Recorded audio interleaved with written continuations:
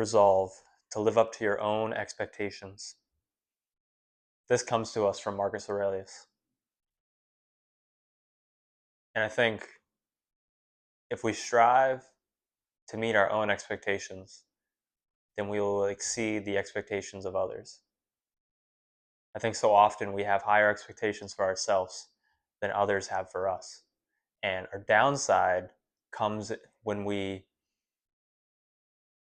try to do the bare minimum, and we think this will be enough to satisfy them. This will be enough to make them think highly of me, or at least somewhat highly. And instead, we push our own expectations to the side.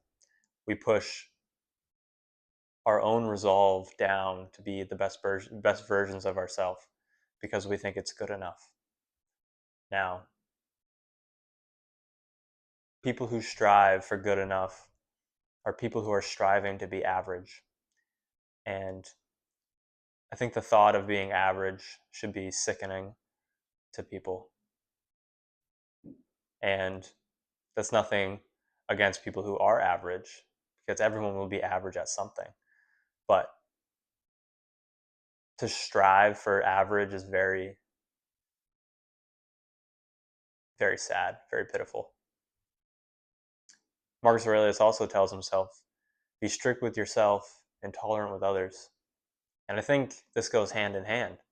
We need to resolve to live up to our own expectations. We need to be strict with ourselves, but realize that other people will not be striving as high as we are.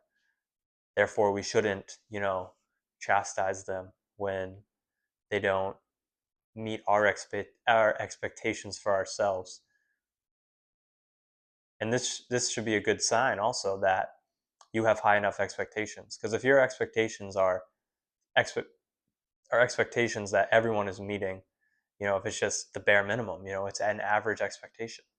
You want to strive for more. You want to strive to have a resolve to live up to your own expectations. And these are the only expectations that matter.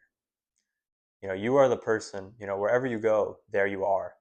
And if you yourself know you are not living up to your own expectations, you'll beat yourself up for it. Who cares if everyone's praising you, telling you how good of a job you're doing, this and that. If you're behind the scenes, being dishonest, pulling one over on people, and they don't know, but and when you look at yourself in the mirror at night, you're the person who knows is the one who looks back at you, and that's the person we need to strive to impress. We need to be striving to be seen as beautiful in our own eyes, and that's all that matters. That is all that matters, and that is all that is within your control. To tie your well-being to what other people think, say, or do is insanity.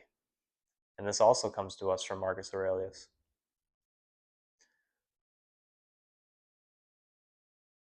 And